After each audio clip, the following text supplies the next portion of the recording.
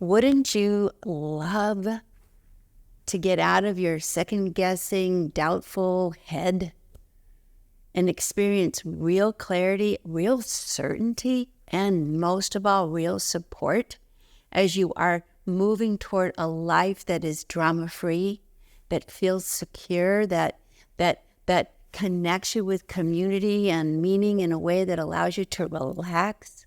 Well, that's not a fantasy. That is where we are headed as humanity. My name's Sonia Choquette. Welcome to my channel. We are talking about how to activate your miracle-making inner guidance and connect with your guides today so that you have an entire support team helping you begin to manifest a peaceful, grounded, secure life, one of meaning and satisfaction. So if you're new to my channel, the good news is you're halfway there because your intuition is working well enough to bring you here. Welcome, welcome, welcome. I really hope that you enjoy this and get something out of it. And if you do, give me a like and a subscribe. And for those who are coming back, let's get to it. Welcome back. All the drama and the noise and the chaos of the planet isn't happening because it's the end of the world. It is actually the end of living in a low ego limited frequency that really does create this kind of drama. I've said in a previous lesson that being in the ego outer senses of your world of the world and of your reality is like being in a massive pile up traffic jam where it's nothing but drama and struggle and threat and noise and feeling trapped, which is where most people are most disconnected people are finding themselves feeling. But it is to give you the motivation to say, I don't want to do this anymore. Not everybody's miserable in this world, and not everybody's feeling threatened, and not everybody's struggling. There's a whole consciousness that's rising out of all this trauma, and this is what all this trauma is about. A lot of people have been saying it's the end of the world, and it's the end, and that's so scary, and actually, it's very misleading. It's not the end of your physical reality. It's not the end of our physical world, but it is the end of us living as limited beings. You know, necessity is the mother of invention. And necessity is waking us up, bringing us back to our original home, our heart center, our heart brain, where our spirit enters the body. This is where we came to life. The heart center in you was developed way before the brain. This is your conscious center of power, and this self is the self of your inner being. It's the self of your spirit, of your miracle-making, intuitive, divinely connected self. And guess what? We are being forced to that self because our outer senses and our ego just don't have the bandwidth to help us much. If anything, it makes us feel worse. So as we're all spontaneously activating this inner sense, let's learn how to really use it. And more importantly today, how to use it to connect to what our beautiful divine support system that we have available. Because one of the things that the ego leaves us feeling is all alone. And it really is a scary feeling. And even if we're around people, and even if we have a family and a significant other, when you're in your ego self, that's your third dimension self, you feel alone. It doesn't have the capacity to connect. We bump shoulders together. We kind of bond together with common upset. But to really feel deeply supported, we have to come to our heart center. That is where we share vibration with others and where we can connect, not just vertically, not just horizontally, rather, with people around us, but also vertically, where we can start to connect with our divine support system and ask for help in manifesting whatever challenge we are addressing, when overcoming and manifesting the solution. So in order to do that, the first thing, and I'm building off a previous video, is stop the noise. Know and stop the battling of your inner senses. Can you just decide that my inner senses don't need others' approval? If my inner being is guiding me, it probably will advise me in a way that cannot be immediately logically substantiated. And it probably will advise me to do something that could disrupt the status quo. That's why it's advising. It's giving you a better way. And it will be met with pushback and resistance because people don't like change. And they want evidence, and they want to be sure, and they want to be in control, and they want to be safe. But you either are in your miracle-making, divine, intuitive being self, or you're in this third dimension, fearful, dramatic, controlling, scared, insecure self. So we're kind of at a point in time where you're being invited and encouraged to pick your channel. Now, this inner self is waking up, but people that I've observed are still fighting it. I had a client just last week who said, I had this strong inner guidance to start homeschooling in my community, and I've had it for 2 years. And I just have fought it left and right, although I hate my job as a school teacher. And I said, why are you fighting it? Why? Just, I don't know. It just seems so unsafe. And I said, well, you've certainly described your day job as quite unsafe. So what's the risk? What is the resistance? Now, she's just now exploring, but she wrote me and said, just within 3 weeks, I have enough students that I can quit my day job. There's such an interest. And she said, what's even more exciting is that I was thinking I was drawing from a pool of people that were just in my immediate community, but I am drawing from kids from all over the world. So not only am I able to teach what I love, but I'm meeting people all over the world, which is another benefit and love that I never thought.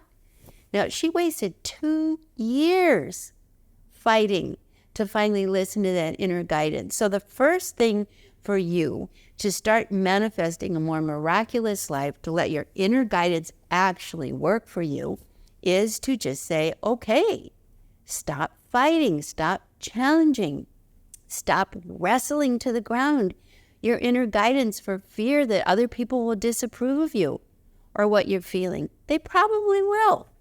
So what? If you don't have to convince others to go along with your inner guidance, and in fact, you won't. Largely, I can say with confidence, you probably won't. But what you can do is just say, you know what? I get that it makes no sense to you. I can appreciate that, but it works for me. And I'm going with it. And that's quite an empowering decision. You have to expect, though, that your inner guidance isn't going to make sense. And maybe not to you, maybe not to others, but it is aligned, not with what's in your head and your logic and your fears and your drama, but what's in your heart. It is aligned with what is in your heart, and that is your inner being. That is your spirit. That is your authentic self. Now, what you can say to your spirit is, okay, but I need help. I'm afraid. I'm not used to this. I'm scared, so I need help. And the way to get out of your own way and stop fighting and stop resisting is to pray. And prayer isn't like, oh, please, God, save me. Prayer is divine spirit in me, take over. And divine support system, align with my highest good. And I give you permission to help me. That's prayer. Please remove my obstacles. Please remove my resistance. Please remove my fear. Help me override it. That's prayer. And real powerful prayer is out loud. I've actually written 2 prayer books that can be very supportive to you if you need some help. One is called Grace, Guidance, and Gifts, It's a beautiful prayer book that you read every day that connects you to your spirit, connects you to your guidance, connects you to your gifts, and moves you. And this really helps your life take off. And the other one is if you're really bummed out and you can't see your way forward and you really want to keep moving in the direction that's best for you, for your family, for your purpose, that book is Uplifting Prayers to Light Your Way. That's when you can't see it, but you're going for it. Because we are reaching a point where the logic brain of us is not giving us good advice. It is just getting us deeper and deeper into the drama. I've used the analogy that our third dimension looks like a big, pile-up collision on the highway, and everybody's trying to go in a different direction, and it seems like there just isn't room, and it's one battle and struggle and collision and screaming and yelling and feeling scared and being hurt after another, and we can just leave the whole thing behind. So make a couple of decisions this week. One very logical decision. I have an inner guidance system. I have a spirit that's trying to communicate, an inner being that is above all this noise and drama. And that inner being is actually getting through to me, but not in a way that makes necessarily logical sense. And I am going to start giving that inner self priority. Now, let's talk about what would scare you about that. The first thing is losing approval of others. So let's just start with you probably will, but you don't need them to agree or approve. You can just say, I understand, I hear you disapprove, but I'm going to go for it anyway. That is taking your sovereignty back. That is taking your power back. And if it seems too big and too scary, start in little ways. My spirit or my inner guidance says, let's go to this restaurant instead of that one. Let's drive this way instead of that way. Let's look for my keys here instead of be in my head freaking out. Start little, build the foundation. You'll start having evidence. You'll start getting feedback, and you're developing a relationship with your inner being, your spirit. You're starting to trust your spirit instead of your ego and your outer senses, which for the most part don't work very well. It's mostly drama, trauma, upset, misinformation, poor observation, hand-me-down opinions. It's not working for you. If it's working for you, you wouldn't be here. Another thing, and I've mentioned this before, but it bears repeating, really tune down the input from the outer world. Just tone it down. Just take long fasts from the phone fasts. In fact, I had an interesting experience with a friend of mine in California it was in December. I was there visiting, and we went to some park up high. There was the observatory. You probably know the park. I can't remember the name. But we walked for about 30 minutes, and he said, just like this, where's my phone? And he patted and patted, and he's like, oh my God, I'm really anxious about my phone in there. I don't need it. It makes no sense. I'm so worried about it. And I said, well, you had it in the car when we got in because you dialed in the directions to get here. And he said, you're right. So I said, it's probably in the car. And he said, I'm going to do something different. I'm actually not going to race back to the car. I am going to consciously be okay without it. And I said, well, in solidarity with you, I'm going to unplug mine too. And let's just be present.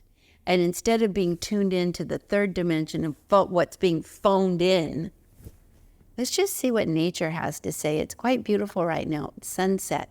Let's just be informed energetically by the world we're in right now. I loved it. He loved it too, but because his phone was the one missing, he struggled with it a little more, but he was conscious. And that was a good example to me of how we get so plugged into the third dimension being our source of information. It's very misleading. A phone fast is a very, very dramatic and dynamic choice, but I recommend an hour a day minimum phone fast. You don't have to lose your phone. Turn it off. Just turn it off. because it's always broadcasting. Even if you're not consciously in it, it's in your field. So no wonder people get it disconnected from their intuition. And when you turn it off, ask your divine support system, which is dialed into your miracle-making self, your heart self, your inner being, your spirit, to start phoning in its guidance. And then as you get guidance, say it out loud. Now, you're not going to get telegrams, that's for sure. You're going to get little 1 or 2 words. Turn here, do that, call your mom, break up with that guy. And when you get it, voice it. You don't even have to listen to it, but if you voice it, it's going to be very difficult not to listen later, or at least very difficult to deny that it was useful and very valuable input. You know, we have to create the conditions for our inner miracle-making self to receive guidance. Don't make it a competition with the constant input of the third dimension, which is lions and tigers and bears, oh no, and more, and you are in trouble. We got to disconnect from that. It is terrible. And we have to really consciously commit to tuning into our inner self and stop fighting. And to that end, what I recommend is you write down what your inner guidance says. I even created a journal for that, which is called the Trust Your Vibes Intuitive Journal. And it just is prompts to actually remind you of what your guides and what your inner self and your inner being is offering you. Because all that third dimension noise in your ego, all that will just say, ignore, ignore, ignore. So you have to create a little bit of a container around at least getting out the inner guidance. Now, the interesting thing about inner guidance is, and this is a question, how do I know it's inner guidance? And when it is your true inner guidance, you relax. Even if what you're receiving isn't the easiest. For example, right now, I have inner guidance to make a move. It's not at all comfortable. Logically, I cannot figure out where, what, why, but I'm saying yes. And I'm being available for the next step or the next direction, but to the end of my inner guidance, I'm preparing to move. Now, this is the other thing. We want our inner guidance to give us the whole ticker tape plan. It doesn't work that way. It gives us step by step because we always get to have a choice. So we can say, I can't hear you. But when you say yes, it'll take you to the next, to the next, to the next. That's what inner guidance is about. One step at a time, leading you to the next step. We have to ease into this. We have to reacclimate our nervous system. We have to retrain our brain. And that all comes much more easily if you're on board instead of fighting, no, I'm scared. You know, it reminds me of a moment in time where I was in a pool of water at a swimming pool. I'm not a big swimmer. In fact, I can swim. I can swim. I don't like it. But I remember I was in a pool of water once, just splashing around in a pool as a kid with my brother. We jumped into this pool in our apartment building in our old neighborhood when I grew up. And I'm naive, right? I'm just going along and I'm thinking that the pool's going to be forever consistently the same depth. So it's just kind of around my armpits. And I'm walking, and then boom, down it goes to a deeper level. And I was not prepared because I didn't know that pool and didn't belong there. But next thing I know, I'm over water. I'm underwater, water over my head, just panicking. And then I got really quiet. And I said, help. And I called my guides. And they said, drop down, just drop down and we'll pull you up. So I did. I just kind of dropped down to the bottom. It wasn't that deep, maybe 6 feet, but deep enough. And I pushed up, and when I came up, there was my brother, grabbed me. And I realized at that point that floundering and panicking was surely would have been the end of me. But I got calm and asked for help. I prayed, help me. And in 1 second, drop, push up, grab. It was probably 2 seconds. I was going from bye-bye, this is the end of my life, to guidance and on my way back into the flow of my life. It was a very impressive experience for me. Probably not quite near death, but could have been. But it really impacted me on the importance of staying calm and praying or asking for guidance, and how quickly I got it. So this is something very few people do, but you will quickly get it. You got to go quiet, got to go in your heart, got to go calm, ask for guidance, and then say yes to whatever it is. So start with little things. I want guidance in where to park the car. I want guidance in where to find my keys. I want guidance in where to look for an apartment or a new home. I want guidance in looking for my job. Be clear.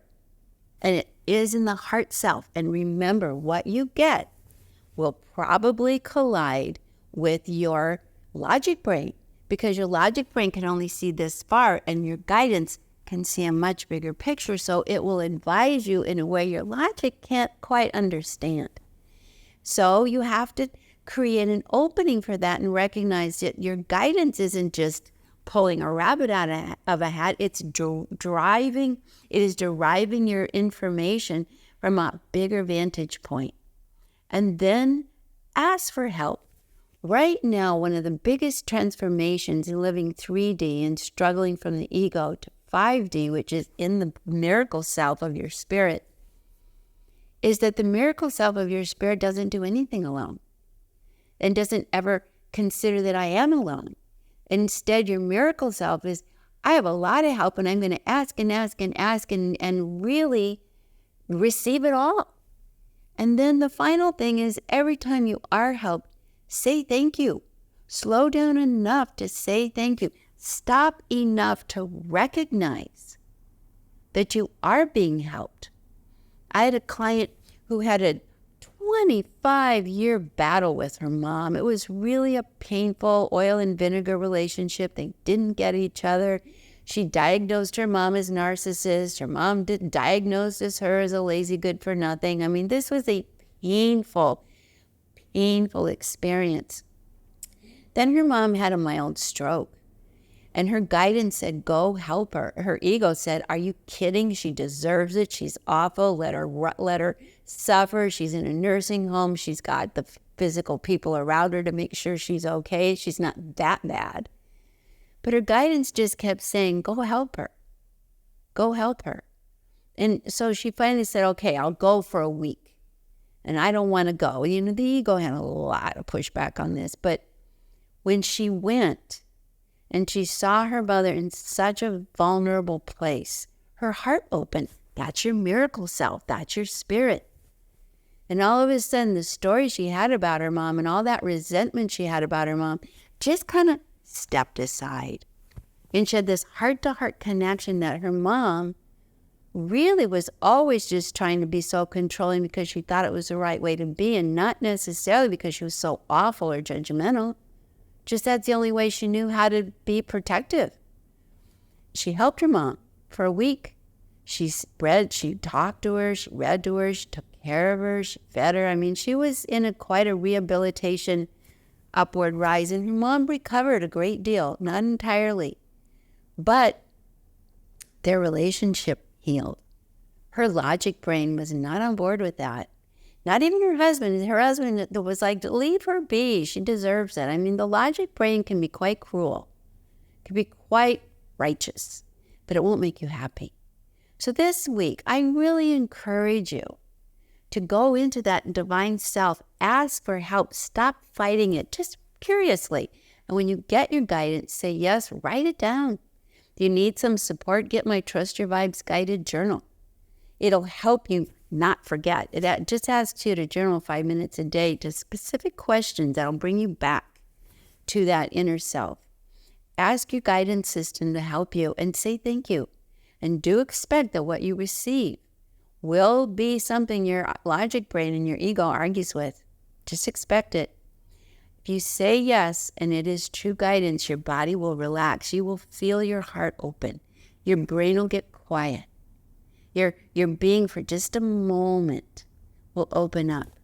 That is what all this trauma, drama, and upset on the planet is. It's why it's happening, is to push us back to our miracle self, back to our spirit, our inner being, back to our inner guidance. So as I said, turn off the noise, turn off the phone. It's all bombarding your energy field. Even if you're not scrolling and looking at it, it's here. Just cut it off every day for an hour, just for an hour. Not just put it away, turn it off. Turn it off. I know it seems like I might miss something, but even if you practice maybe for an hour a day, just turn it off and feel what it feels like in your field not to have all that input, because your intuition will connect with you. If there is something, you say, oh my God, I might miss something important, your inner guidance will then turn up and you'll feel it. And you'll get a much better message. All that noise is actually interference.